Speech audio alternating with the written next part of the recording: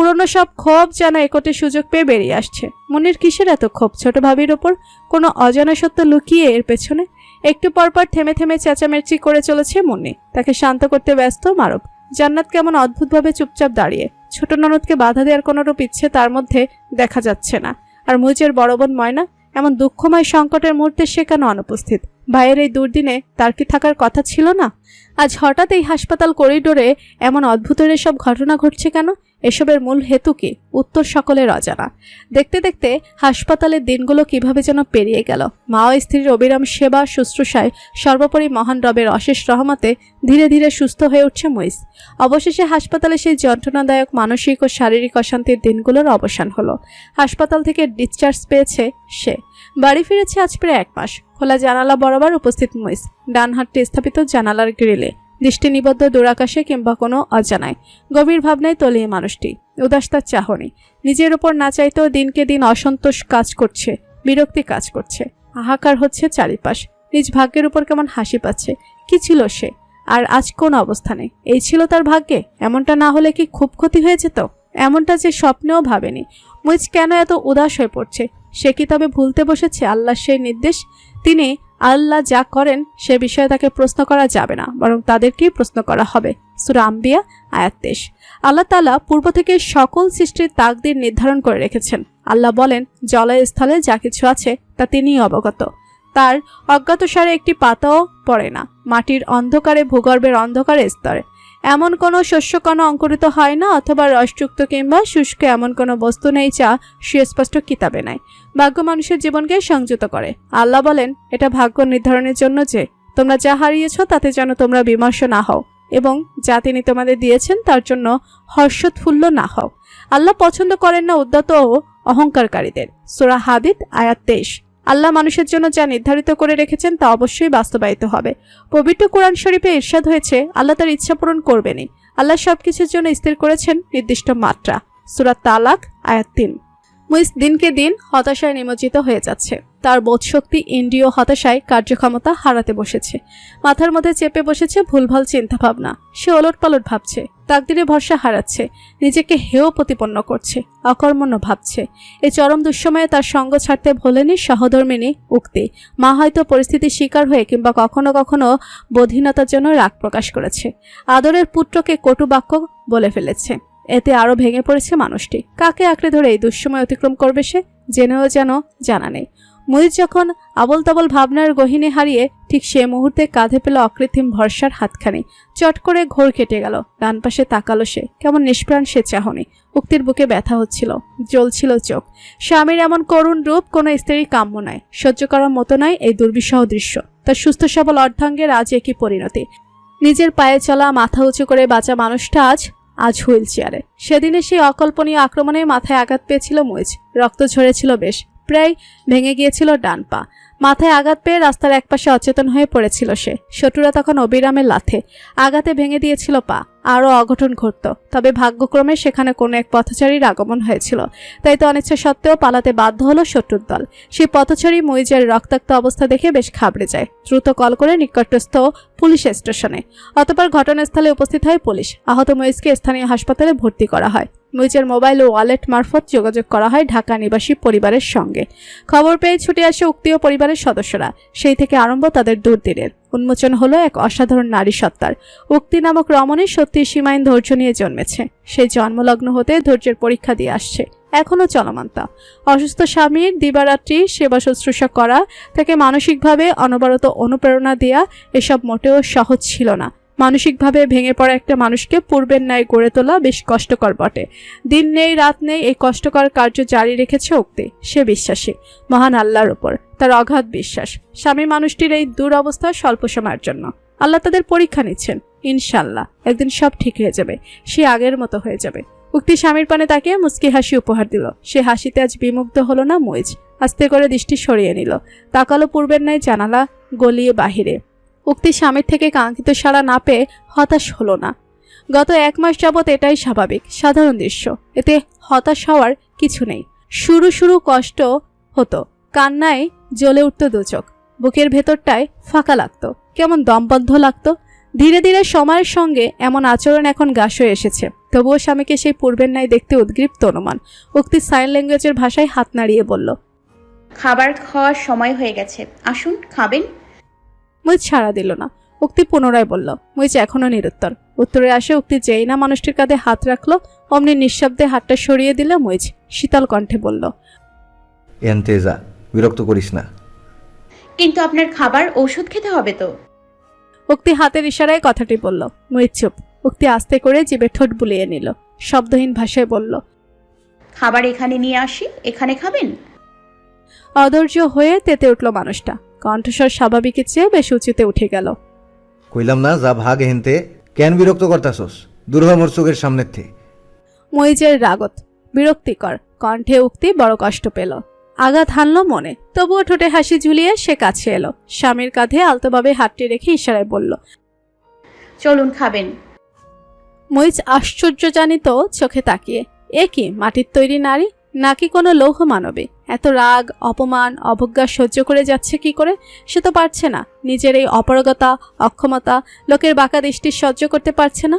শরমে শরমে কখনো কখনো ভুলক্রমে মৃত্যু কামনা করে ফেলছে, যা সম্পূর্ণ অনুচিত। তবে উক্তি কাইসার নামক এই রমণী কি করে পারছে? কেন এত নিঃস্বার্থভাবে ভালোবাসছে তাকে? সে কি এসবের যোগ্য? যোগ্য নয়। মরে যাওয়া উচিত তার, কিংবা চিরতরে হারিয়ে গেলেই উত্তম। বিছানায় হেলান দিয়ে বসে মুইজ। ভাবনার সুতা আস্তে করে ছিন্ন হলো। উক্তি তার মুখে পুড়ে দিল এক নালা ভাত। ভর্তা বানানো হয়েছে আজ বাড়িতে। আলু ভর্তা, রসুন ভর্তা, ধনেপাতা ভর্তা। রসুন ভর্তা মেখে উক্তি খাইয়ে দিচ্ছে তাকে। বাড়িতে ভালো মন্দ রান্না হয় না আজ বেশ কতদিন হলো। এই টুকটাক রান্নাই হয়। ভালো মাছ বাড়িতে আনা হয় না আজ প্রায় 3 সপ্তাহ। সে তো অক্ষমে বাড়িতে পড়ে। সংসারের যাবতীয় দায়ভার এখন বড় ভাইয়ের কাঁধে। ভাই মাস 3 এক গার্মেন্টসে চাকরি পেয়েছে। জুয়া আমাদের প্রবল নেশা হতে বেরিয়ে আসা মোটেও সহজ ছিল না মারুফের জন্য। সে চেয়েছে, মনে প্রাণে চেয়েছে পাপের ওই দুনিয়া হতে বেরিয়ে আসতে।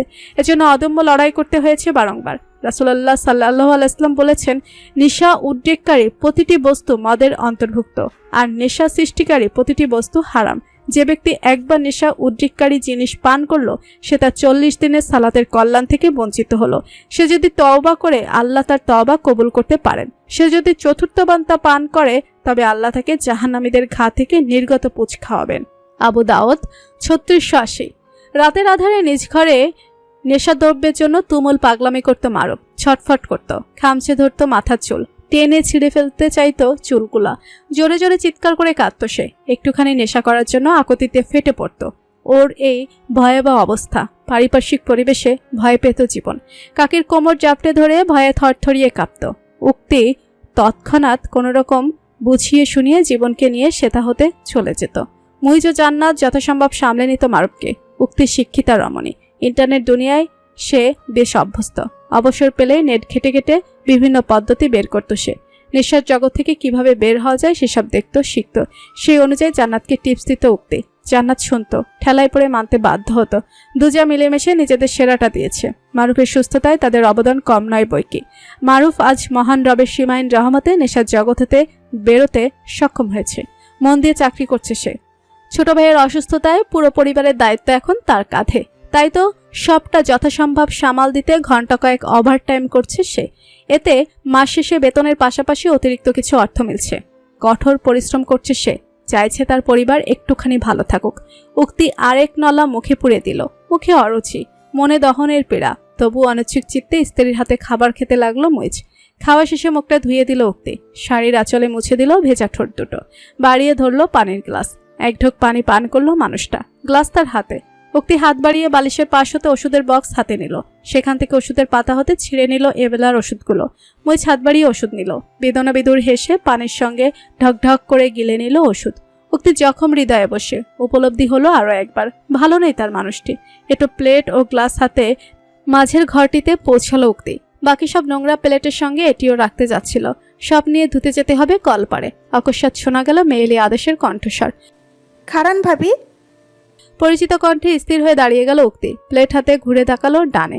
দাঁড়িয়ে বড় যে জান্নাত। জান্নাত এসে ওর পাশে দাঁড়ালো। কেমন দৃষ্টি ফেলে তাকালো ওর হাতের এটো প্লেটে। কি খাইছে আমনের জামাই? উক্তি হঠাৎ এমন প্রশ্নের হেতু খুঁজে পেল না। তবুও হালকা মাথা নাড়িয়ে বোঝালো হ্যাঁ খেয়েছে। জান্নাত বিদ্রুপাত্মক স্বরে বলল, আমনে ভার্সিটিতে পড়েন ভাবি, তো এই বোধ বুদ্ধি এখনো ঠিক মতো হয় নাই। কি লাভ হইলে এত পড়ালেখা কইরা খরচা কইরা? উক্তির কপালে সরু ভাঁজ সৃষ্টি হলো। হাতের ইশারায় বলল, ঠিক বুঝলাম না ভাবি। হ্যাঁ বুঝবেন কে, বুঝবেন তো খালি নিজে কো সাধ্যটা। উক্তি অপ্রস্তুত হয়ে পড়ল। ভাবি এমন ওলট পালট বকছেন কেন? আবার কি থেকে কি হলো? সে তো ভুলেও কোনো ভুল করেনি। বড় বউ আবারও ফাও কথা শুরু করছো? জান্নাত কিছু বলতে যাচ্ছিল, ঠিক সে মুহূর্তে শাশুড়ি মায়ের কণ্ঠস্বর তাকে বাধা দিল।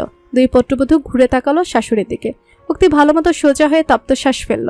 জান্নাত অভব্য স্বরে শাশুড়িকে বলল, হ, আমার কথা তো খালি ফাওই হয়, বাকিরা এক্সের ভালো হয়। সন্দেহ আসেনি? বাঁকা প্রশ্ন ছুড়ে দিলেন মোমেনা বেগম। শোনেন মা, ইয়া কর্নের লেগা আহি নাই, মেলা কাম আছে আমার। তো কি করতে চাও শুনি একটু, ভালো তো আর কইবা না।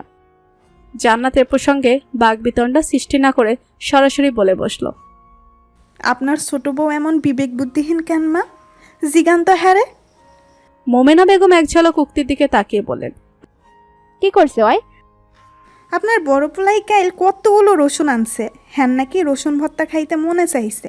ভালো কথা, আজ কতবার কইরা কনের পর অবশেষে আপনার আদরের বৌমা ভর্তা বানাইছে। ভালো কথা, তাই ভর্তা বানাইয়া নিজেই যদি এতগুলো খাই, জামাইরে খাওয়াই, আর মাইনসে কি খাইবে? কচু। এমন মিথ্যের ফুলঝুরিতে উক্তি হতবিহব্বল হয়ে গেল। চোখের কোণে পানি থই থই। এভাবেও মিথ্যা অপবাদ দেওয়া সম্ভব? উক্ত খিদে সত্ত্বেও এখনো খাবার খায়নি, শুধু স্বামীকে খাইয়ে আসলো মাত্র। তাও প্রয়োজনের তুলনায় কম কম ভর্তা নিয়েছে সে, পাছে অন্যের টাকায় খাওয়ার খোটা না শুনতে হয়। সেই শুনতে হলো। আর কতকাল মিথ্যে অপবাদে অভিযুক্ত হতে হবে তাকে? জীবনভর কি এমনই কেটে যাবে দুঃখের অতলে ডুবে? আপনার পোলা খিদা পেটটা ভুইরা খাইতে পারে নাই মা, একটুখানি ভর্তা, বাকিরা কি খাইব সেই চিন্তাই শেষ। আপনার পোলা দিন রাত এক কইরা খাইতাছে মা, রক্ত পানি কইরা কাম করতাছে, মানুষে তো ঘরে বইয়া বইয়া খাইতাছে, বুঝবো কেমনে কষ্ট অর্জিত উপার্জন কারে কয়? মোমেনা বেগম না চাইতেও হালকা শব্দহীন হেসে ফেললেন। সে হাসিতে ভরকে গেল জান্নাত। উক্তিও জিজ্ঞাসা দৃষ্টিতে তাকিয়ে। মোমেনা বেগম আকস্মিক হাসি থামিয়ে সুগভীর স্বরে বললেন, কথায় আছে জানো তো, ছোট মাছ গভীর পানিতে লাফায় বেশি, দাপায় ছাটায়। তোমার অবস্থা হইছে হেইয়া, সিরা তো ফকিরনি, বেকার জুয়াখোরের বউ। অহন একটু টাহার মুখ দেখতেই সাপের 5 পা দেখা হালাইছো, অকৃতজ্ঞ বান্দি। অচিন্তিত পূর্ব এমন বাক্যের দাপটে ভীত নড়ে উঠল জান্নাতের। সে বোধহীন নজরে তাকিয়ে শাশুড়ি ও জায়ের দিকে। এমন সোজাসাপটা অপমান তাদের খেয়ে তাদেরই তথ্য যাচ্ছিল। রাগে ক্ষোভে মুখ হয়ে গেল জান্নাত। ভেতরে জ্বলে পুড়ে ছারখার হচ্ছে, তবে মুখ ফুটে বলতে পারছে না কিছুই। জ্বলন্ত আগুনে ঝলসানো দৃষ্টিতে উক্তির দিকে তাকালো সে। অতঃপর হনহন করে সেথা হতে প্রস্থান করলো। উক্তি কৃতজ্ঞতায় ভরা চোখে শাশুড়ি মায়ের দিকে তাকিয়ে। মোমেনা বেগম সেসবে ভ্রুক্ষেপ না করে নিজ কাজের উদ্দেশ্যে যাত্রা শুরু করলেন। একাকী দাঁড়িয়ে উক্তি, চোখে সুখ দুঃখের মিশ্র অশ্রুবিন্দু জমে। ওদিকে এক ব্যর্থ পুরুষের হাহাকার আর্তনাদ চাপা পড়ল চার দেয়ালের বদ্ধ বেষ্টনীতে। গভীর রাত তখন, ঘুমে আচ্ছন্ন গোটা শহর। কেউ বা জেগে যান্ত্রিক ডিভাইসে, কেউ বা অশ্লীলতায়। রবের সন্তুষ্টি অর্জনে কটা প্রাণ জেগে খুঁজে পাওয়া বড় মুশকিল। সংখ্যাটা যে অতি নগণ্য। সে নগণ্য সংখ্যক মানুষের ভিড়ে উক্তি কায়সার অন্যতম একজন। বিগত দিনগুলোর ন্যায় আজও সে লুটিয়ে পড়ে রয়েছে সেজদায়, কাঁদছে অঝরে। ছোট বড় সকল গুনাহের ক্ষমা প্রার্থনা চেয়ে। রবের ভালোবাসা পাওয়ার লোভে স্বামীর সুস্থতা আশা করে কাঁদছে সে। কাঁদছে আরও কত কারণে। মহানবী হজরত মুহাম্মদ সাল্লাল্লাহু আলাইহি ওয়াসাল্লাম বলেছেন, আল্লাহ তাআলা প্রতিদিন রাতের শেষ তৃতীয়াংশে নিচের আসমানে অবতরণ করেন এবং বলেন, কে আমাকে ডাকবে, আমি তার ডাকে সাড়া দেব। কে আমার কাছে কিছু চাইবে, আমি তাকে দান করব। আর কে আমার কাছে ক্ষমা চাইবে, আমি তাকে ক্ষমা করব। বুখারী ও মুসলিম। উক্তিও ডাকছে স্রষ্টাকে, তার নিকটে ক্ষমা প্রার্থনা করছে, কাঁদছে পূর্ববর্তী গুনার জন্য। কান্নার দমকে মেয়েটির শরীর কেঁপে কেঁপে পড়ছিল। রবের দরবারে ফিসফিসিয়ে কি বলে কাঁদছিল উক্তি, যে ফিসফিসানীয় কান্না শুধু পৌঁছায় ওই মহা পরাক্রমশালীর নিকটে। তাহাজ্জুদের সালাদে মগ্ন রমণী জানলও না বিছানায় শায়িত পুরুষটির ভেজা চোখ শুধু তার অর্ধাঙ্গিনীতে নিবদ্ধ। সেও কাঁদছে, নিজ মূর্খতা গুনাহের জন্য কাঁদছে। মনে প্রাণে চাইছে শারীরিক ও মানসিক সুস্থতা। সহস্রাধিকবার শুকরিয়া আদায় করছে এমন ভাবনাতীত সুন্দর সরলমনা নারীটির স্বামী হতে পেরে। মুজ অসুস্থ প্রায় 2 মাস হতে চলেছে। চাকরিচ্যুত হয়েছে সে বেশ আগেই। রাজশাহী ভ্রমণ, এরপর অনাকাঙ্ক্ষিত আক্রমণ, অসুস্থ দেহ। হাসপাতালে যখন ভাঙ্গা পানিয়ে শুয়ে খবর এলো চাকরিটা আর নেই। এমডি স্যার খুব ভালো মানুষ ছিলেন, বড় স্নেহ করতেন ওকে। উনি এখন অবসরে। ওনার জায়গায় এমডি পদে এসেছে ওনার কনিষ্ঠ পুত্র। বয়স কম, নিজেকে অধিক বিচক্ষণ মনে করে, কাজে গাফিলতি, অন্যের উপর অহেতুক হুকুমদারি, সকল গুণই রয়েছে নতুন এমডির। সে আসার পর থেকেই মুইজ কেমন তার চক্ষুশূল হয়ে গেল। হয়তো ঈশ্বর বশে কিংবা অজানা কোনো কারণে মুইজকে ওনার সহ্য হয় না। চরম অসহনীয় লাগে ওর সামান্যতম উপস্থিতি। ওর চাকরিটা তো এই বাগদাই কেড়েছে। নামমাত্র কর্মী ছাঁটাইয়ের নামে ওকে অফিস থেকে বের করে দিল। এরপর থেকে পঙ্গু অক্ষম শরীরে ঘরে বসে ধুকে ধুকে মরছে মুইজ হাসান। বর্তমানে বাড়ির উপার্জনক্ষম একমাত্র ব্যক্তি মারুফ, মুইজের বড় ভাই। তার টাকাতেই সংসারটা চলছে, ওর ওষুধপত্র চলছে। এই নিয়ে কম অশান্তি হয়নি বিগত 2 মাসে। জান্নাত সময় নেই অসময় নেই দিবারাত্রি কোনো না কোনো বাহানায় অশান্তি করেছে, স্বামীর সঙ্গে ঝগড়া করেছে। সে ঝগড়ায় চরম অসহায় হয়ে পড়েছে মুইজ। উক্তি দম্পতি। জান্নাত চায় না তার স্বামীর কষ্টার্জিত পয়সায় বাইরের কেউ এক বিন্দুও ভাগ বসাক। ওই টাকায় শুধুমাত্র তার ও তাদের একমাত্র সন্তানের অধিকার রয়েছে, অন্য কারো নাই। তবে পুরো গোষ্ঠী কেন ওদের অন্ন ধ্বংস করবে? কেন ওদেরটা খাবে পড়বে? এতে কি ওদের অর্থ সম্পদ দ্রুত শেষ হয়ে যাবে না? সঞ্চয়ে ভাটা পড়বে না? অবশ্যই পড়বে। এই নিয়ে তো যত অশান্তি। মুইজ অক্ষম, তবুও ঘরে বসে সে প্রতিনিয়ত কাজের খোঁজ চালিয়ে গেছে। প্রথম 1 মাস জোরপূর্বক ভাইয়ের টাকা গিলতে বাধ্য হয়েছিল, এরপর আর সহ্য করা গেল না। আত্মসম্মান বোধ সম্পন্ন মুইজের জন্য দিনের পর দিন ওই টাকা ছিল বিষ গেলার মতো যন্ত্রণাদায়ক। তাই তো নিজের ব্যাংকে সঞ্চিত সামান্য অর্থ ভাঙতে বাধ্য হলো। ব্যাংকে তো বেশি টাকা রাখার সৌভাগ্য হয়নি, ওই 1000 বোধহয়। এত বছরে এর বেশি হবে কি করে? সংসারে ঘানি টানতে টানতে আর সম্ভব হয়নি যে জীবনের চরম বিপর্যয়ের সময়ে এই টাকাটুকু কাজে এলো। খুবই সীমিত অর্থ টুপাই হিসাব করে সংসারে ব্যয় করতে লাগলো ওরা। খাবারের চলনে বলনে এলো বিস্তর পরিবর্তন। কোনো মতে খেয়ে খিদে নিবারণ করছিল তারা। ঝোঁকের বসে পুরোটা অর্থ শেষ করার মতো অবিবেচক কাণ্ড করেনি উক্তি। সেও তো অক্ষম, মুখ। টিউশনি করে যে 2 পয়সা উপার্জন করবে তা সম্ভব হয়ে ওঠেনি। কোনো বোবা মেয়েকে কে জেনে শুনে টিউটর হিসেবে রাখবে শুনি? কেউ রাজি হচ্ছিল না। শিক্ষা ছাড়া উক্তির অন্য কোনো পুঁজিও ছিল না। কি করবে ভেবেই দিশেহারা। স্বামীর এই দুর্দিনে হাত পা গুটিয়ে থাকবে? এতটাই অক্ষম, অকর্মণ্য সে। রবের দরবারে কাঁদল উক্তি, সাহায্য ভিক্ষা চাইল। অবশেষে দেখা মিলল এক চিলতে আলোর। এলাকার এক বড় ভাবি কিভাবে যেন ওদের সম্পর্কে জানতে পেরেছে। উনি এলেন, স্বেচ্ছায় এক প্রস্তাব পেশ করলেন। অপ্রত্যাশিত সে প্রস্তাবে হু হু করে কেঁদে উঠল উক্তি। মুইজ পাশেই বসে ছলো ছলো চোখে তাকিয়ে স্ত্রী পানে। এতটাই অক্ষম, অপারক সে। ভাবি, আপনার তাইলে কি মতামত? কাজ শিখবেন? উক্তি অশ্রু ভেজা চোখে তাকিয়ে স্বামীর শুকনো মুখে মুইজ নিশ্চুপ। সুস্থ সক্ষম অবস্থায় সেই ছিল পরিবারের একমাত্র উপার্জনক্ষম ব্যক্তি। প্রিয় অর্ধাঙ্গিনী বাইরে গিয়ে কাজ করবে, অতিরিক্ত পরিশ্রম করবে, এমন ভাবনা কখনোই ছিল না তার। তার উক্তি তার ঘরের রানী, রানীর মতো বাঁচবে সে। রাজ করবে শুধু ওই কাঠখোট্টা বেপরিয়া হৃদয়ের অন্তঃস্থলে। এই তো ছিল সামান্য চাওয়া। অথচ আজ পরিস্থিতির শিকার হয়ে পঙ্গুষে পড়ে বিছানায়। আর স্ত্রী তাকে এখন দুর্দিনে স্থানীয় ভাবি সহায়তা করতে এসেছে। ভাবির এলাকায় নিজস্ব এক ছোট সংস্থা রয়েছে। সেখানে গরিব, অসহায়, নির্যাতিত নারীদের বিনামূল্যে বিভিন্ন রকমের কারিগরি শিক্ষা দেওয়া হয়। সেলাই মেশিন চালানো, পুঁতি সুতা দিয়ে হস্তশিল্প, পাটের জিনিস তৈরি, মাটির জিনিস তৈরি ইত্যাদি কাজকর্ম শেখানো হয়, বানানো হয়। সেখানকার নারীরা এ সকল কাজ শিখে আজ স্বাবলম্বী। বিনামূল্যে তাদের এই কারিগরি শিক্ষা দেয়া হয়। এরপর তারা সফলতা অর্জন করলে ওই সংস্থায় মনের ইচ্ছেতে টাকা প্রদান করে, স্বল্প ডোনেশন দেয়। স্থানীয় এই বাড়ি ভাবি কোনোভাবেই উক্তির দুরবস্থা সম্পর্কে জানতে পেরেছেন। এই দুর্দিনে উক্তির নিঃস্বার্থ ভালোবাসা ও সংগ্রাম ওনার মন ছুঁয়েছে। তাই তো অন্য কাউকে না পাঠিয়ে সরাসরি নিজে এলেন। সাক্ষাৎ করলেন উক্তি কায়সার নামক এই বড় মনের অধিকারিণীর সঙ্গে। আজকের দুনিয়ায় স্বামীর প্রতি এমন নিঃস্বার্থ ভালোবাসা সম্ভব? অত বড় ঘরের মেয়ে হয়েও পঙ্গু, অক্ষম, বেকার স্বামীর সঙ্গে দারিদ্রতা বরণ করা সম্ভব? হয়তো সম্ভব নয়। আজকের দুনিয়া যে বড় স্বার্থপর। এখানে স্বার্থ ছাড়া কিছুই চলে না। সকলে নিজ নিজ স্বার্থ নিয়ে বাঁচে, সেই নিয়েই ভাবে উক্তি। তবে কেন এমন ব্যতিক্রম জানতে খুব ইচ্ছে হলো ভাবির। তবে লজ্জায় পড়ে জিজ্ঞেস করা হলো না। উক্তি ভাবির উপরোক্ত প্রশ্নে কিছুক্ষণ চুপ রইল। মুইজ অবনত মস্তকে পাশেই বসে ভাবনা শেষ করে উক্তির সিদ্ধান্তে উপনীত হলো। হাতের ইশারায় সাইন ল্যাঙ্গুয়েজের ভাষায় আস্তে আস্তে বলল, হ্যাঁ আমি শিখবো। ভাবি উক্তির শব্দহীন ভাষা বুঝলেন না, তবে ওর অশ্রুভেজা হাসি দেখে বুঝলেন উত্তরটা ইতিবাচক। সেই ইতিবাচক উত্তরে উনিও সংক্রমিত হয়ে হালকা হেসে উঠলেন। মন প্রাণ হতে দোয়া করলেন মুইজ উক্তি দম্পতি আল্লাহর রহমতে শীঘ্রই এই দুর্দিনের সময়টুকু পার করে সফলতা অর্জন করুক। উক্তি ভেজা চোখে স্বামীর পানে তাকালো। মানুষটা তখনও নিশ্চল বসে। দুর্দিনের সময়কাল আরও 1 মাস অতিবাহিত হলো। উক্তি শেষ দুপুর নাগাদ ঘরের কাজকর্ম সেরে নিয়মিত যাচ্ছে সেই সংস্থায়। বিনামূল্যে হাতের কাজ, মাটির জিনিস তৈরি করা শিখছে। ইতিমধ্যে সে কুইক লার্নার হিসেবে ভালোই পরিচিতি পেয়েছে। মেয়েটার মধ্যে আলাদাই এক জেল্লা আছে। সফলতা অর্জনের তীব্র আকাঙ্ক্ষা রয়েছে, জোশ রয়েছে অন্তরে। সেটারই সদ্ব্যবহার করছেন ওর প্রশিক্ষক মহিলাটি। ওকে প্রতিনিয়ত উদ্বুদ্ধ করে চলেছেন, রকমারি শিক্ষা প্রদান করছেন। শিক্ষার্থী হিসেবে উক্তির পারফরমেন্স নজর কাড়া।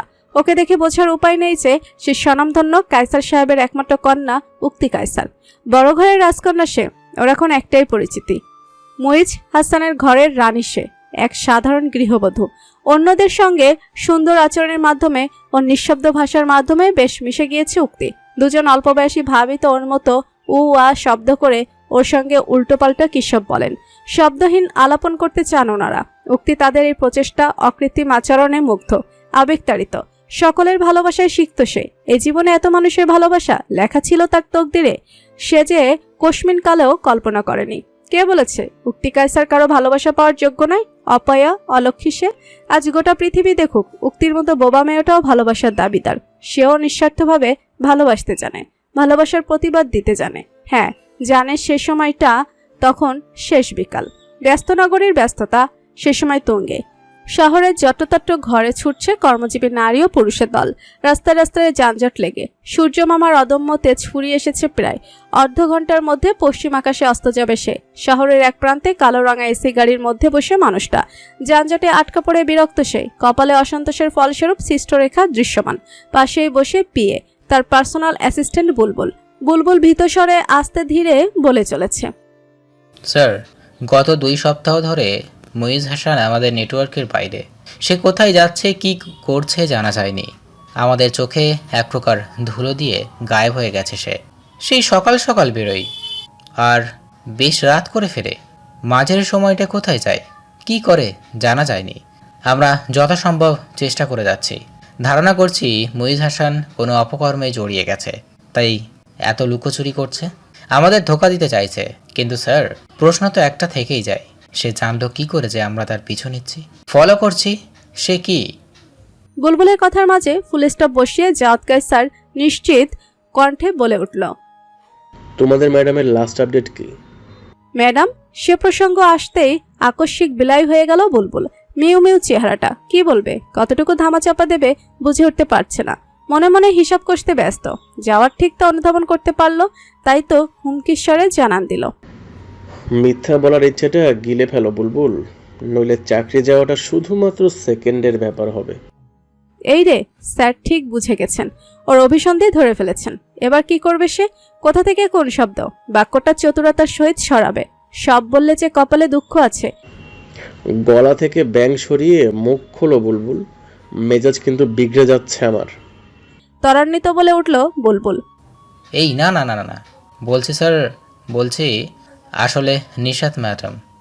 জাওয়াত পুরো কথা শোনার অপেক্ষায়। বুলবুল চোখ পিটপিট করে বলেই ফেলল, নিশাত ম্যাডাম কালো গিয়েছিলেন উক্তি ম্যামের বাড়ি, সাহায্য স্বরূপ টাকা অফার করছিলেন, কিন্তু বুলবুল অতিরিক্ত ভয়ে বোবা হয়ে গেল যেন। ফিসফিসিয়ে কি যে বলতে লাগলো নিজেও জানে না। কতটা সময় পেরিয়ে গেল।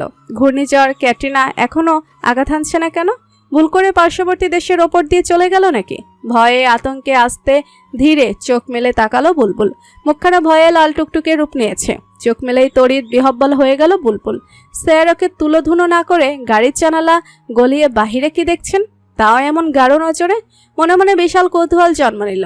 ভয়ডার ফিক্কা মেরে সরিয়ে বুলবুল নিজেও স্যারের কাঁধের ওপর দিয়ে হালকা মাথা উঁচু করে উকি দিল। যানজটে সব গাড়ি ঘোড়া দাঁড়িয়ে। স্যার দেখছেন কোন কচুটা? বুঝে উঠতে পারছিল না বুলবুল। কোথায় ইতিউতি করছিল, এদিক ওদিক তাকাচ্ছিল। আকস্মিক যা দেখল তাতে নড়ে চড়ে ভূমিকম্পে কেঁপে উঠল তার গোটা বিশ্ব ব্রহ্মাণ্ড। বিশালাকার হা করে তাকিয়ে বুলবুল। চক্ষু কোটর হতে বেরিয়ে আসার উপক্রম। ঘন ঘন চোখের পল্লব ফেলতে লাগলো সে। এও দেখাচ্ছিল শেষমেশ নাকি অকালে চোখটাই গেল। কালে মক্কায় হসপিটাল যেতে হবে, চক্ষু বিশেষজ্ঞের কাছে। চোখের চিকিৎসা দরকার। এ অকল্পনীয়, অবিশ্বাস্য, অসম্ভব দৃশ্য যে।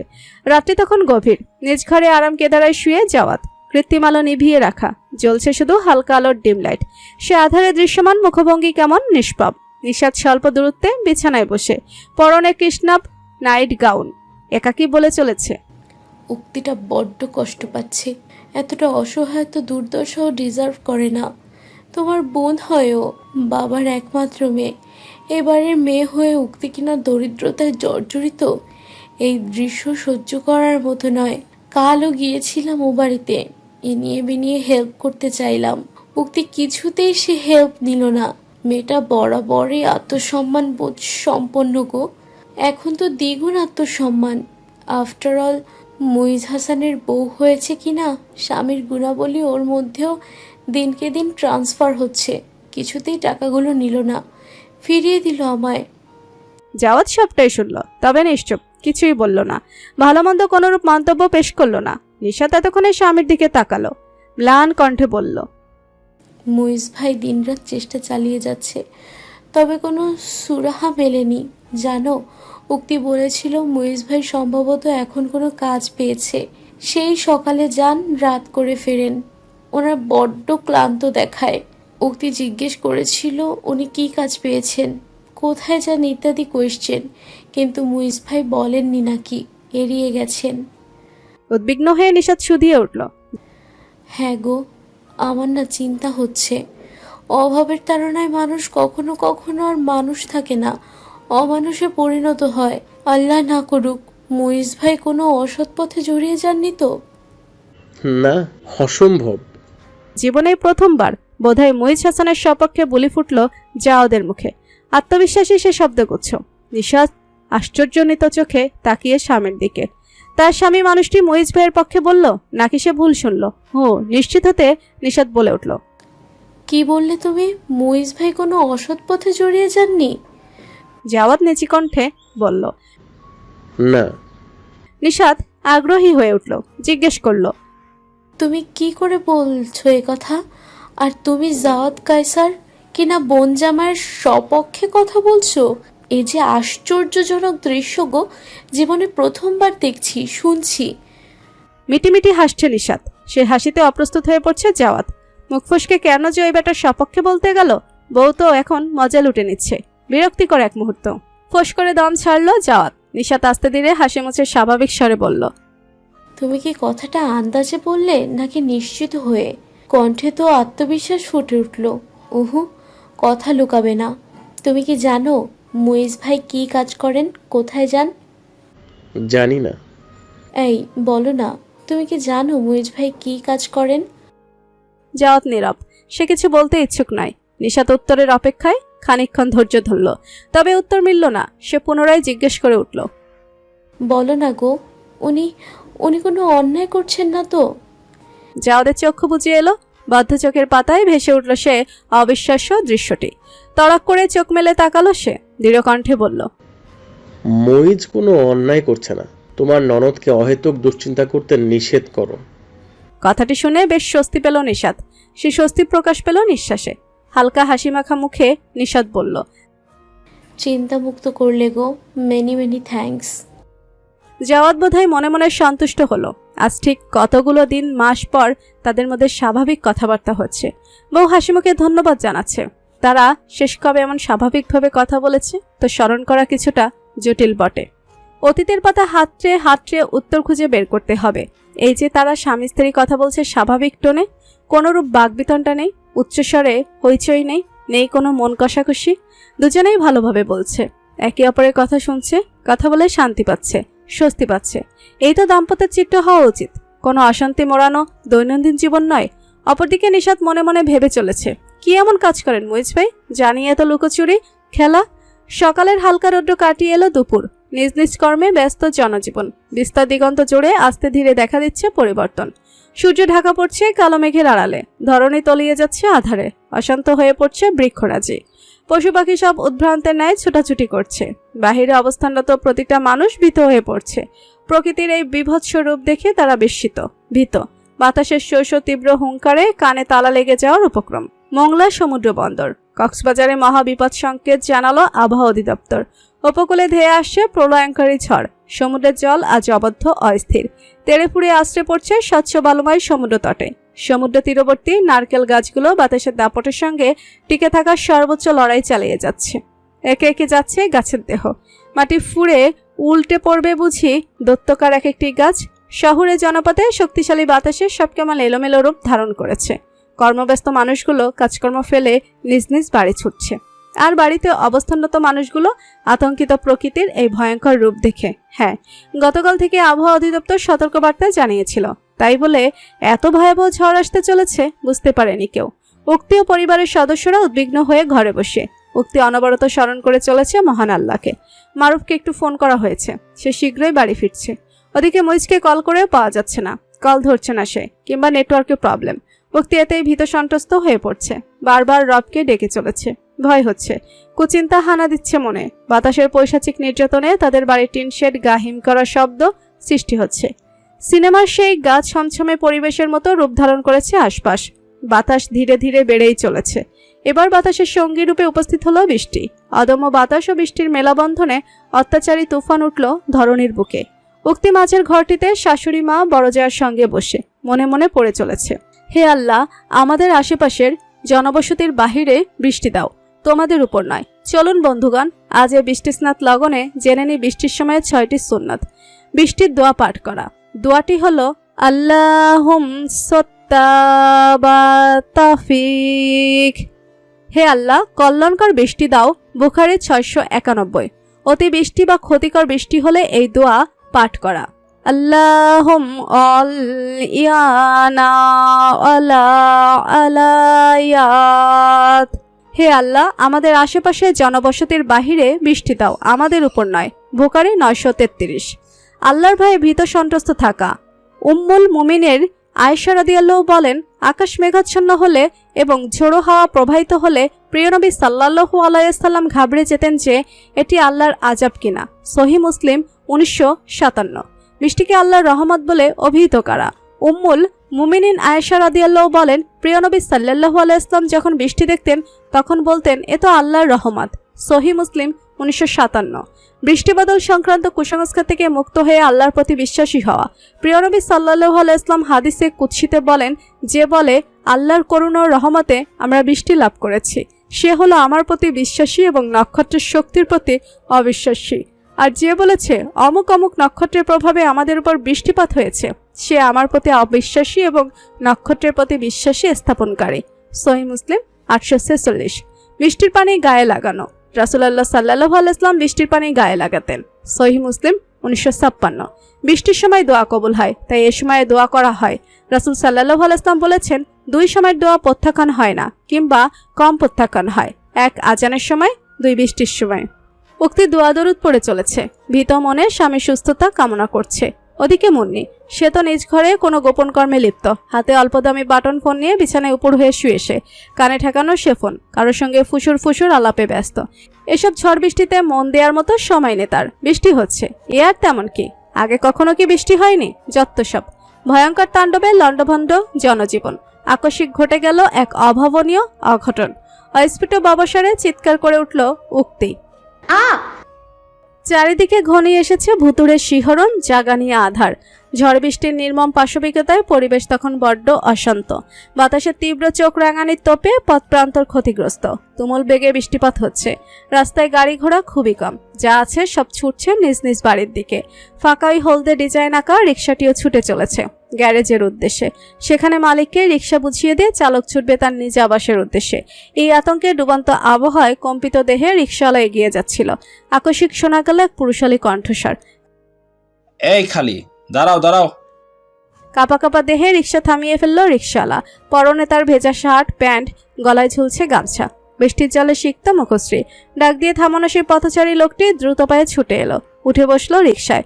দেহের নিম্নভাগ নীলাভ পলিথিনে মুড়িয়ে ব্যস্ত কণ্ঠে বলল, জলদি চলো, মধ্য বাড্ডা। বাড্ডা এখান থেকে বেশ দূর। এই ঝড় পরিবেশে অতদূর যাওয়া ঠিক সমীচীন মনে হলো না, বিপজ্জনক। তাই তো রিকশাওয়ালা বৃষ্টি ভেজা শরীরে নম্রস্বরে বলে উঠল, ভাই, বাড্ডা মেলা দূর, অত দূর অহন যামু না। চাবা না মানে কি? আমি কি বিনে পয়সা যাচ্ছি? ভাড়া দেব, চলো চলো। অসন্তুষ্ট হয়ে উঠল আগন্তুক। বৃষ্টির বড় বড় ফোঁটায় পোশাক সেই কখন ভিজে জবজবে হয়ে গেছে। চুল ছিঁয়ে পড়ছে পানি, কণ্ঠনালী ঠান্ডায় কাঁপছে, দেহের লোমকূপ সব দাঁড়িয়ে অধিক শীতলতায়। মুইজ গলায় জড়িয়ে রাখা লালচে ভেজা গামছায় মুখমণ্ডল মুছে বলল, ভাই একটু বোঝার চেষ্টা করেন, আবহাওয়া ভালো না। মোর গ্যারেজ যাইতে হইব, রিক্সা জমা দিয়া বাড়ি যামু। বাড়ির লোকে অপেক্ষা করতাছে, বাড্ডা হেনতে মেলা দূর, মোর লস হইয়া যাইব। শালা 2 পয়সার ফকির নিয়ে আমায় ভাব দেখাচ্ছিস, কথা না বেরিয়ে চল কুইক। এমন নোংরা বৃষ্টি গালিতে মুইজ হাসানের অভ্যন্তরীণ বেপরোয়া সত্তা ক্ষিপ্ত হয়ে উঠল। ভেতরকার সিংহ ভয়ালু হুঙ্কার ছেড়ে খাঁচা ভেঙে চুরে বেরিয়ে আসতে চাইল যেন। চট করে চক্ষু বুজে নিল সে। আল্লাহকে স্মরণ করে আস্তে ধীরে শান্ত হলো। মেজাজ খারাপ করা যাবে না, যে কোনো মূল্যেই তাকে শান্ত থাকতে হবে। আগে সে অবস্থা এবং পরিস্থিতি কোনোটাই আর নেই, বদলেছে সব। তাকেও পরিস্থিতি বিবেচনায় বদলাতে হবে, নইলে ঘরে দুমুঠো খাওয়ান জুটবে কেমনে। মুইজ কথা না পারিয়ে প্লান মুখে চুপটি করে ভেজা শরীরে দখল করলো চালকের স্থান। চলতে আরম্ভ করলো রিক্সা। বিক্ষুব্ধ বায়ুপ্রবাহ এড়িয়ে চলছে সে। বাতাসের মারমুখো ঝাপটা বৃষ্টির দাবড়ে ঘন ঘন পীড়া হচ্ছিল শরীরে। তবুও 2 পয়সা হালালভাবে উপার্জনের জন্য ঝড় বৃষ্টি উপেক্ষা করে এগিয়ে চলেছে। দারিদ্রতার কাছে হার না মানা এই নিম্নবিত্ত মানুষটি। পথঘাট ততক্ষণে পুরো ভিজে চুপচুপে, ধুলোবালি ধুয়ে মুছে সাপ। সবুজাব রঙে রেঙেছে বৃক্ষরাজি, চকচক করছে তাদের পাতাগুলো। বৃষ্টির বৃহৎ ফোঁটাগুলো অবিরাম জমিনের বুকে আশ্রে পড়ছে। শস্য বাতাস যেন নির্দয়তার সহিত সব উড়িয়ে নিতে প্রস্তুত। জনমানব শূন্য সে আধারিয়া পথটি। বাড্ডায় নির্দিষ্ট গন্তব্যস্থলে এসে থেমেছে রিক্সা। অভদ্র লোকটি দ্রুত রিক্সা হতে নেমে এলো। ভেজা শরীরে পকেট হাতে বের করলো টাকা। অর্ধভেজা টাকা হাতে গুনে গুনে ওর ভাড়ার টাকাটা বের করলো। মুইজ অধীর আগ্রহে দাঁড়িয়ে, থরথরিয়ে কাঁপছে, দাঁতে দাঁত বাড়ি খাচ্ছে, যন্ত্রণা হচ্ছে মাথায়, বুঝে আসছে নাসিকাপাত। লোকটি কেমন অহংকার দেখিয়ে ওর হাতে এক প্রকার টাকাটা ছুড়ে দিয়ে বাড়ির দিকে অগ্রসর হলো। মুইজ টাকায় চোখ বুলি অত্যন্ত নিরাশ। এই অদমনীয় তাণ্ডবের লীলা খেলায় লোকটি স্বাভাবিকের চেয়েও কিছুটা কম টাকা ভাড়া দিয়েছে। মুইজ তৎক্ষণাৎ পিছু ডাকতে হাত বাড়ালো। ততক্ষণে লোকটি দৃষ্টিসীমার বাহিরে, বাড়ির ভেতরে চলে গেছে। মুইজ হাতে থাকা টাকাটার দিকে তাকিয়ে হাসলো। কষ্ট সহিষ্ণু সে হাসটি। মধ্যাহ্ন হতে বিরামহীন ক্রোধমুক্ত আচরণ করে চলেছে প্রকৃতি। সময় গড়িয়ে এখন রাত 8টা। এবারই 4 দেয়ালের মধ্যকার পরিবেশও আজ অশান্ত, অস্থির। চতুর্দশী ও একাদশী 2 বোন তাদের ঘরে ভয়ে কাঁপছে। একে অপরের হাতটি চাপড়ে ধরে বসে তারা। বাইরে দানবীয় বৃষ্টি বাতাসের হিসহিসানি, আর ভেতরে মা বাবার তুমুল ঝগড়া। চতুর্দশী কেয়া ছোট বোন খেয়ার কপালে আলতো করে চুমু খেলো। অশ্রু মাখা চোখের ইশারায় ভয় পেতে মানা করলো। এতে ফুফিয়ে কেঁদে উঠল খেয়া। বোনের কাঁধে মুখ লুকিয়ে কাঁদতে লাগলো। ভয়ে কাঁপছে মেয়েটা। কেয়া স্নেহের সহিত বোনকে আগলে নিল। ক্রমশ ভয় তাকেও যে কবজা করে নিচ্ছে। কি করবে সে? কোথায় এই অসহনীয় তাণ্ডবের সমাপ্তি? কুত্তার বাচ্চা, তোর সাহস তো কম না, তুই আমার খাইয়া আমার থালেই পিছা মারস। ময়না চুলের মুঠি বা হাতে নির্দয়ভাবে আঁকড়ে ধরে ডান হাতে জোরালো চড় মেরে বসলো স্বামী কামাল। ময়না এতে বিন্দুমাত্র দমে গেল না। পাষণ্ড স্বামীর মুখে একদলা থুতু ছুঁড়ে ঘৃণিত কণ্ঠে বলল, হ মাদারি, তোর মতো শুয়োর থালায় মুই হাসাই পিছা মারি। কত বড় কইলজা তোর! মোর ভাইরে খুন করতে চাস? চাইছি, আলবাত চাইছি। তাই আফসোস, কই মাছের প্রাণ তোর বাইরের মরলই না। রাখে আল্লাহ মারে কে? তোর মতো জানোয়ার, অসম্ভব। এক ঝটকায় চুলের মুঠি মুক্ত করে 2 কদম পিছে সরে গেল ময়না। ঘৃণা মাখা চোখ দুটো স্বামীর দিকে স্থির। কামাল নিজের শুষ্ক চুলে আলতো হাত বুলিয়ে নোংরা হাসলো, বলল, তোর ভাই আমারে মারছিল, কিছু বলি নাই রে ময়না, কিচ্ছু বলি নাই। তোর গায়ে হাত তুলছিলাম বইলা তুই অশান্তি কইরা বাড়ি গিয়া উঠলি। ভাইয়ের দ্বারে মরা কান্দন কাইন্দা বিচার দিলি। এরপর রাইতের অন্ধকারে তোর ভাই আমারে কুত্তা পিটান পিটাইছিল, ছাল ছামড়া উড়াইয়া ফেলাইছিল। ওরে আমি এমনি এমনি ছাইরা দিতাম? কখনো না। তুই অন্যায় করছস, এই লাইগাও মারছে, এম্বালে মারে নাই। না, আমারও দেখতে পারে না, শত্রু ভাবে। এর লেগে তো সুযোগ পাইয়া শোধ তুলছে। বেশ করছে, মোর ভাই বেশ করছে। তোর মতো জানোয়ারের এইয়াই প্রাপ্য।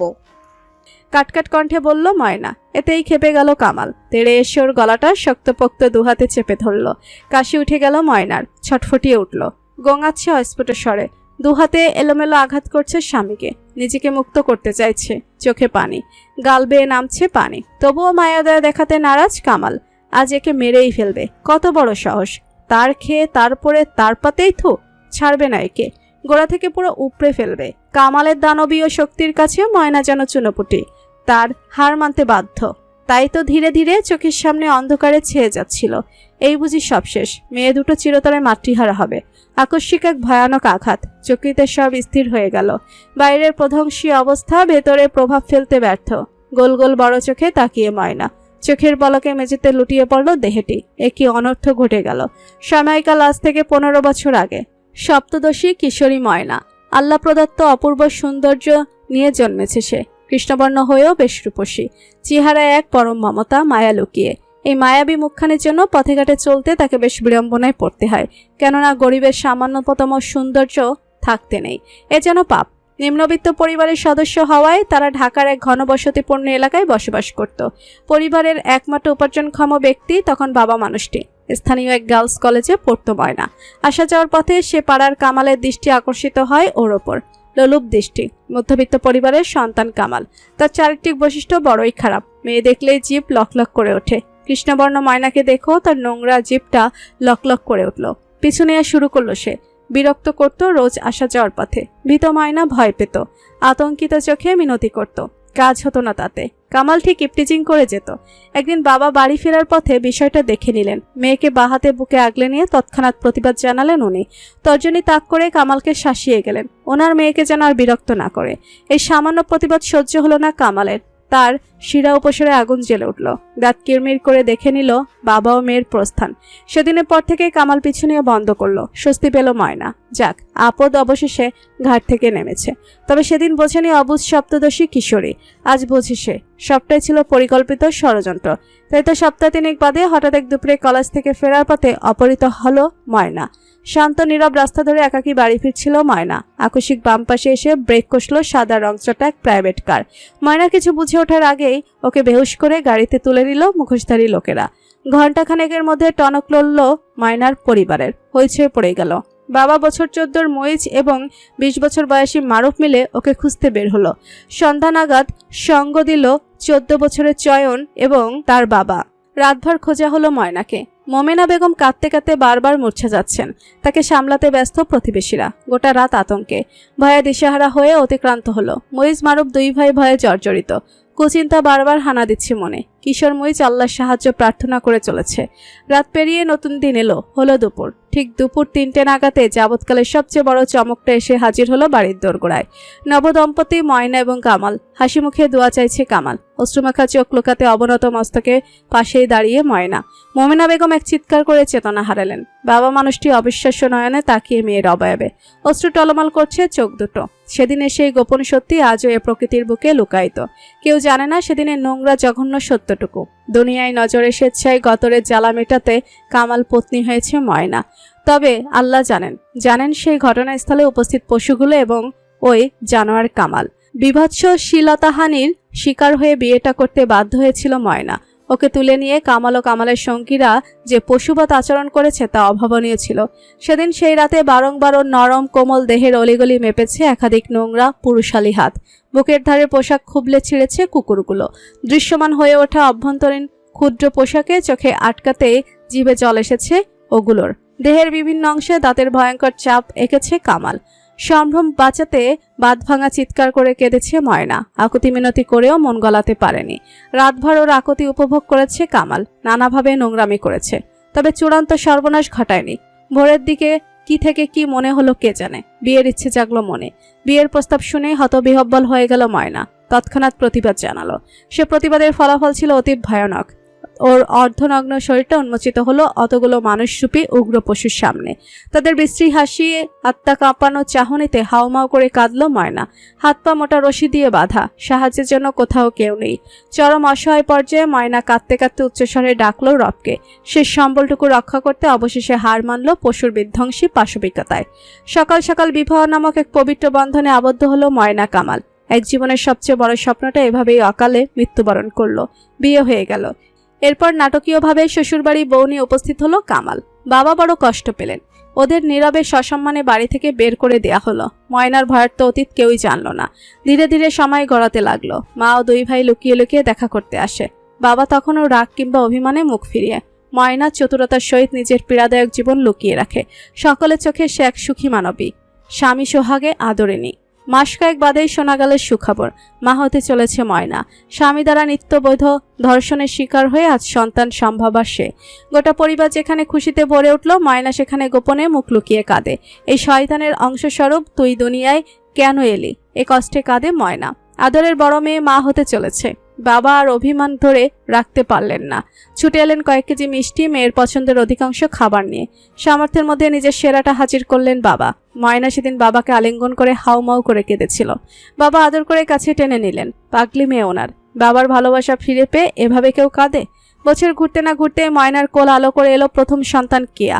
প্রথম সন্তান হিসেবে কন্যা পেয়ে চরম নাখুশ কামাল।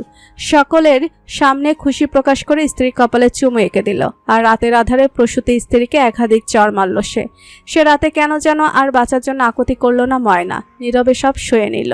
সেই শুরু। সময়ের পরিক্রমায় দুর্বল ভীতু ময়না নতুন করে গড়ে উঠতে লাগলো। আজ আর ভীতু নয় সে, অন্যায়ের বিরুদ্ধে রুখে দাঁড়ানো এক সাহসী নারী। স্বামী কাপুরুষটার জন্য ইন্টারে পড়ালেখা করা সম্ভব হয়ে ওঠেনি। 2 সন্তানের মাসে ধীরে ধীরে উপলব্ধি হলো, অর্থ উপার্জনের স্পৃহা জন্ম নিল মনে। নিজেরও সন্তানদের খরচাপাতি নিজেই বহন করতে ইচ্ছুক সে। কিন্তু করবেটা কি? সামান্য ইন্টার পাস করে কোনো চাকরি মিলবে? চাকরির বাজার যে বেশ গরম, জটিল। অবশেষে অনেক ভাবনা শেষে এক উপায় মিলল। প্রতিবেশী এক ভাই বুদ্ধি দিলেন, সে বুদ্ধি মোতাবেক গার্মেন্টস সেক্টরে কাজের চেষ্টা করতে লাগলো ময়না। নতুন হিসেবে সে যাত্রা মোটেও সহজ ছিল না। স্বামীর ব্যঙ্গাত্মক হাসি কত যে সহ্য করতে হয়েছে, তবুও হার মানেনি সে। সৎভাবে চেষ্টা চালিয়ে গেছে। পুরো 7 মাসের চেষ্টা বাদে অবশেষে সফলতা ধরা দিল। আলহামদুলিল্লাহ, এক গার্মেন্টসের চাকরি হলো ময়নার। নিচু পোস্ট, বেতন কম, তবুও 2 পয়সা হাতে আসবে তো, যার উপর সম্পূর্ণ মালিকানা হবে নিজের। ছোট মেয়ে দুটোকে শাশুড়ি মায়ের কাছে রেখে কাজে যেত ময়না। শাশুড়ি মা চলনসই স্বভাবের, ভালো মন্দের মিশেল তৈরি। ও চাকরিতে আপত্তি ছিল ওনার, আবার টাকার লোভটাও রয়েছে, তাই তো ঘোর আপত্তি জানালেন না। বরং ওর অনুপস্থিতিতে ছোট ছোট মেয়ে দুটোর আগলে রাখার দায়িত্ব নিলেন। এতে সুবিধা হলো ময়নার, নিশ্চিন্তে কাজে যেত সে। বছর 2 ওভাবেই কাটলো। অভিজ্ঞতা বাড়লো কর্মদক্ষতা। পদোন্নতি পেয়ে অন্য শাখায় ট্রান্সফার হলো তার। সেখানে অপেক্ষা করছিল আরেক যন্ত্রণা। সেই শাখায় যে তার জীবনের অন্যতম বড় সর্বনাশ কর্মরত কামাল, সেও ওখানে কাজ করে ময়নার চেয়ে সিনিয়র পোস্টে। ব্যাস, শুরু হলো আরেক দফা যন্ত্রণা। প্রতিনিয়ত উঠতে বসতে কর্মক্ষেত্র কামাল নামক যন্ত্রণা পোহাতে হতো ময়নার। ঘরেও বাইরে একদণ্ড শান্তি নেই। জীবনটা জাহান্নামের ক্ষুদ্র এক নমুনা ঠেকছিল। এভাবে এগিয়ে গেল সময়। বোনের অতীতের করুণ পরিণতি সম্পর্কে জানে না মইজ, তবুও সেই কিশোর বয়স থেকে কামালকে করে ঘৃণা। 2 চোখে দেখতে পারে না। তাদের মধ্যকার সম্পর্ক এক প্রকার সাপে নেইল। এই তো কয়েক মাস পূর্বের কথা। ঝগড়াঝাটির এক পর্যায়ে কামাল আঘাত করে বসলো ময়নাকে। রাতের আধারে চূড়ান্ত অশান্তি করে বাড়ি ছেড়ে বেরিয়ে এলো ময়না। হাজির হলো বাপের বাড়ি। অত রাতে ওকে দেখে ঘাবড়ে গেল মইজ ও পরিবারের সদস্যরা। বোনের অবস্থা দেখে বুঝতে অসুবিধা হলো না কি হয়েছে। বড় আপার বর্তমান পরিস্থিতি যে বেশ ভালো করে জানা। ময়না চুলগুলো এলোমেলো হয়ে খোপা হতে বেরিয়ে এসেছে। ডান চোখের কিনারে কালশিটে দাগ জায়গা করে নিয়েছে। দুগালে বড় বড় আঙ্গুলের ছাপ, যা স্পষ্ট বুঝিয়ে দিচ্ছিল কোনো ব্যক্তির নির্দয় নির্মম অমানবোচিত আচরণের শিকার হয়েছেন আপা। কিন্তু কার, বুঝতে বাকি নেই। আপা ঠিক আছোস? উদ্বিগ্ন মিহিস্বরে শুধালো মইজ। হালকা কৃত্রিম হাসি অধরে ঝুলিয়ে মাথা নাড়ালেন ময়না। তবে এ হাসিতে মন গলল না মইজ হাসানের। দাঁতে দাঁত পিষে শুধালো সে, তোর বাচ্চাটা কই? ময়নাকে কিছু বলতে হলো না। রাতের আধারে সেদিন বেরিয়ে গিয়েছিল মইজ। বন্ধু চয়নকে সাথে নিয়ে এক মদের আখড়ায় খুঁজে পেল মাতাল কামালকে। ব্যাস, বেধড়ক মেরে রক্তাক্ত করে ছাড়ল মইজ। নিজেও হাতে হালকা ব্যথা পেল। তর্জনী তাক করে ইচ্ছে মতো শাসিয়ে গেল। কামাল অর্ধ অচেতন অবস্থায় মার খেল শুধু। তেমন কিছু করতে ব্যর্থ হলো। সেদিনের ক্ষোভ মনে রয়ে গিয়েছিল। এছাড়াও আরেকটা কারণ নতুন করে সৃষ্টি হলো। সেটি হলো একটি আকাঙ্ক্ষী ডিল হাসিল করা। মহিজের অফিস এবং কামাল বর্তমানে যেখানে কর্মরত, সে 2 পক্ষই একটি ডিল হাসিল করতে চাইছে। স্বাভাবিকভাবেই তাদের প্রতিষ্ঠান এই নিয়ে হয়ে উঠেছে প্রতিদ্বন্দ্বী। এ নিয়েও ক্রোধ জন্মালো কামালের মনে। পুরনো শত্রুতার জের ধরে নতুন এই সামান্য কারণে কষল এক নির্মম পরিকল্পনা। ফলস্বরূপ সে রাতে এক চেলা এসে বলল, ভাই, এটাই এক ফকফকা সুযোগ, ময়লা সাফ করে দিই। যুবকের জিজ্ঞাসু দৃষ্টিতে তাকিয়ে থাকা, তা অবলোকন করে কুটিল হাস্য আবা ফুটে উঠল কামাল নামক মানুষটির ঠোঁটের কোণে। সিগারেট লম্বা শুকটান দিয়ে হালকা মাথা নাড়ল সে, অর্থাৎ ইতিবাচক সাড়া। যুবকটি আশানুরূপ ইতিবাচক সাড়া পেয়ে দানবীয় হেসে উঠল। নিঃশব্দ সে হাসিতে যুক্ত হলো ওই কামাল দা নরপশুটিও। অফিসিয়াল কাজে রাজশাহী গিয়েছে মুইজ। এটাই মক্ষম সুযোগ তাকে পাকড়াও করার, নতুন এক জায়গায় প্রাণে মেরে দেয়ার।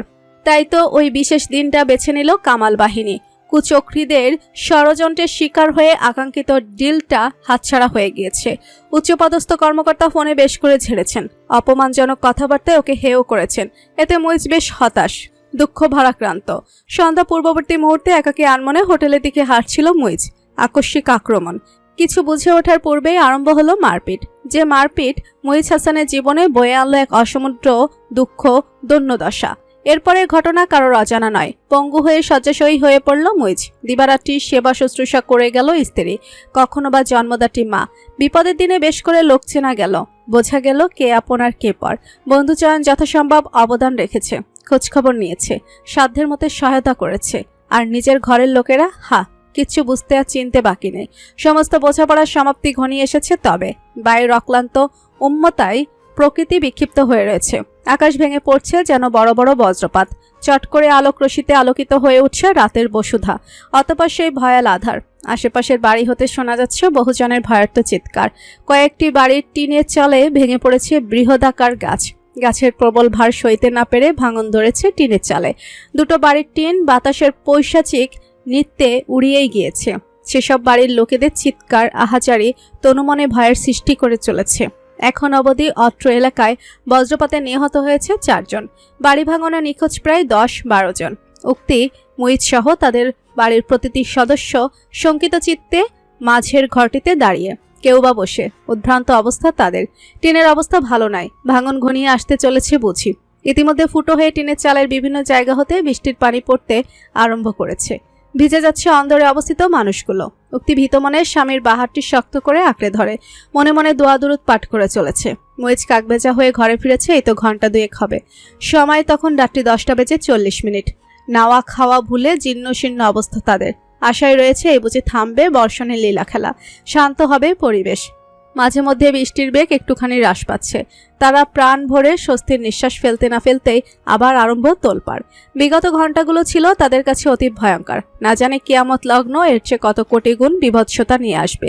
ভারী বর্ষণ তখনও চলমান। চোখে ঘুমের মায়া, পেটে তীব্র ক্ষুধা, খেতে মন চাইছে না। টিনের চালের অবস্থা আরো করুণের দিকে ধাবিত হচ্ছে। বাড়ির ভেতর বৃষ্টির পানি অবাধে প্রবেশ করছে। ভিজে যাচ্ছে অন্দরমহল। এই ঝড়ো হাওয়ার মধ্যে তারা যে সাহায্যের জন্য কোথাও বেরোবে সে উপায় অবধি নেই। এই বাড়িটি তাদের কাছে নিরাপত্তার শেষ আবাস। আল্লাহ আল্লাহ স্মরণ হচ্ছে ঘরের অলিগলি। কখনো তেমন ভক্তি করে না ডাকা মানুষটাও আজ রবকে আকুলতার সহিত স্মরণ করে চলেছে। ভয়ে কাঁদছে। শঙ্কিত মনটা শুকিয়ে এতটুকুতে পরিণত হয়েছে।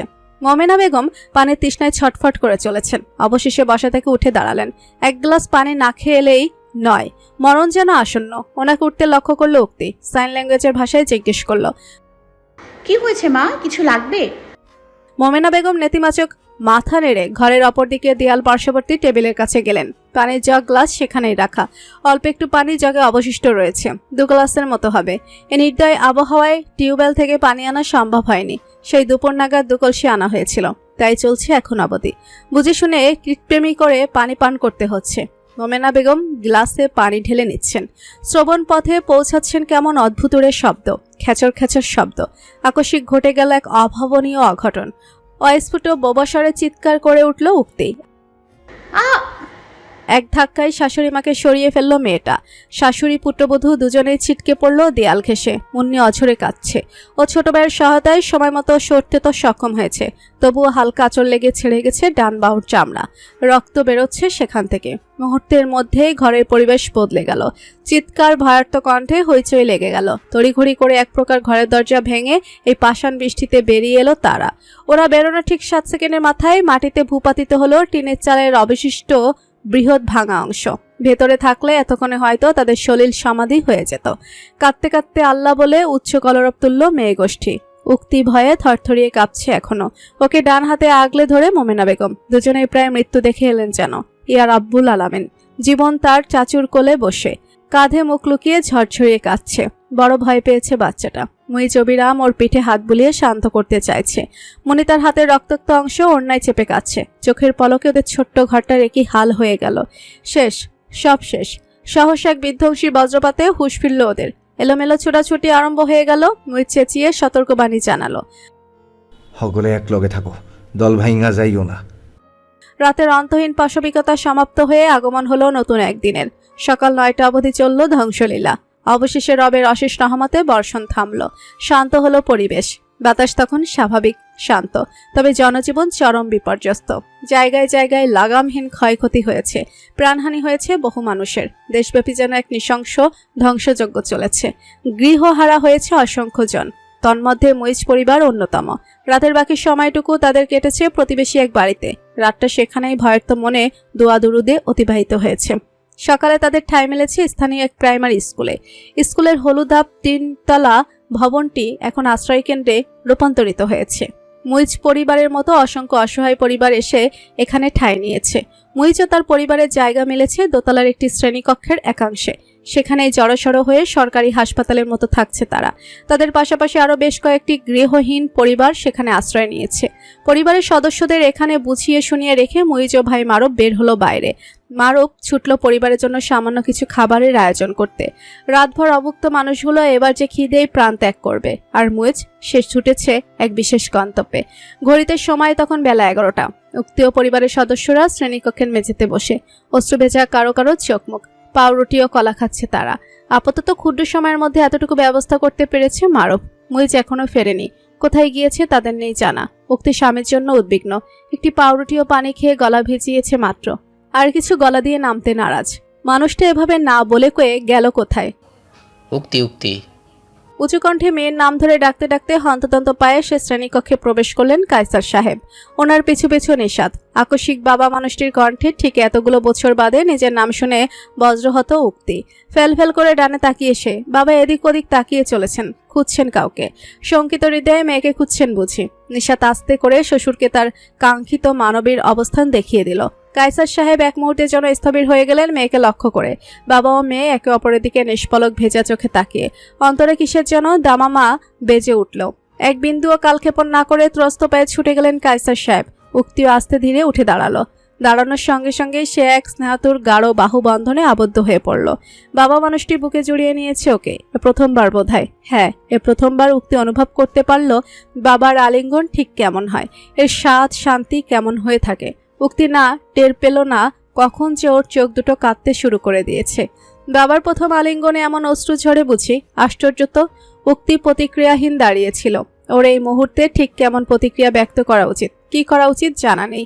তাই সে নিষ্প্রভ দাঁড়িয়ে। নিশাত আনন্দ অশ্রু চোখে বাবা ও মেয়ের মিলন দেখে চলেছে। আর জাওয়াত সে চুপটি করে শুকনো মুখে দাঁড়িয়ে শ্রেণীকক্ষের দরজায়। মনের ভেতরে কি চলছে বোঝা দুষ্কর।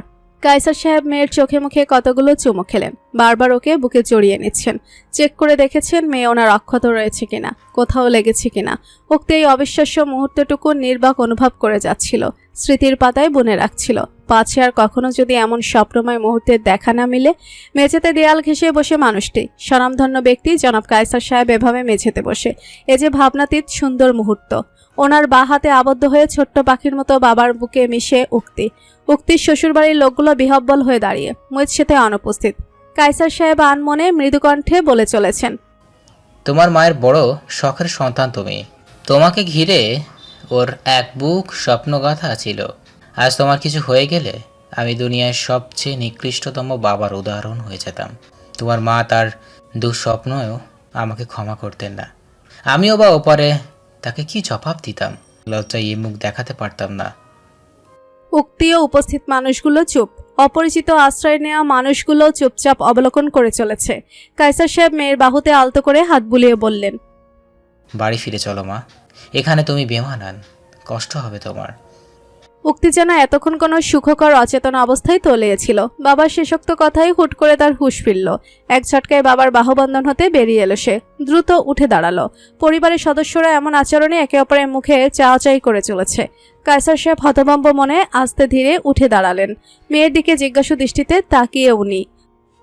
উক্তি।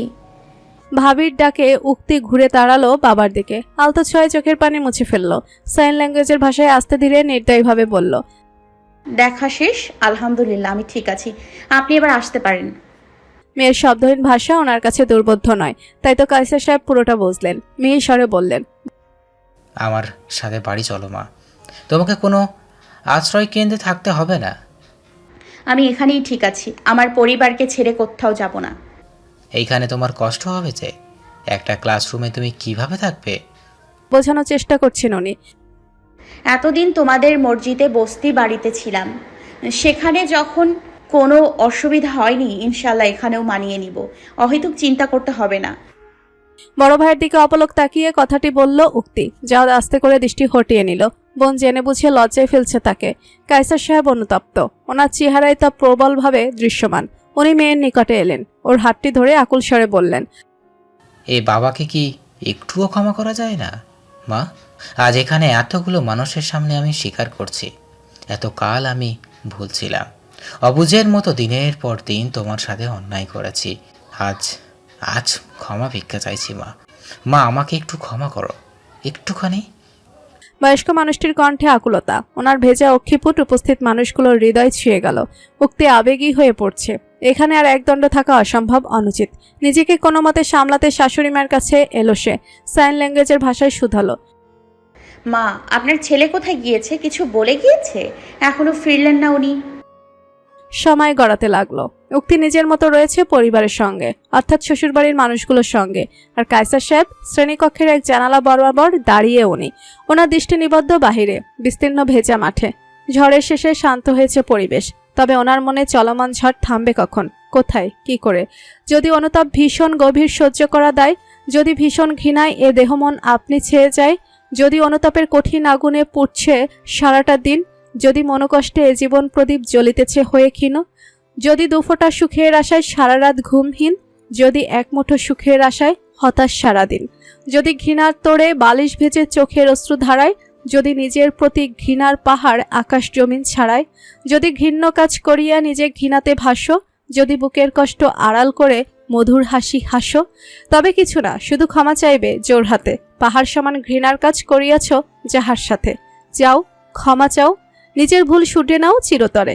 বন্ধু হয়ে পাশে দাঁড়াও, সরিয়েছিলে যেমন করে। যদি ক্ষমা না চাও, তবে কষ্টের পাহাড় দ্বিগুণ হয়ে ভাঙবে এই মন। পাহাড় সমান আত্মঘৃণা বইবে আজীবন। মেহেদী হাসান। পিনপতন নীরবতা বিরাজ করছিল সে কক্ষে। আকস্মিক শোনা গেল, মা। পিছু ঘুরে তাকালো প্রতিটি মানুষ। মুইজ দাঁড়িয়ে দরজায়। মুইজ হতে দৃষ্টি ওর বাম পাশে স্থানান্তরিত হতে বিস্ময়ে বিহ্বল হলো সকলে। কেননা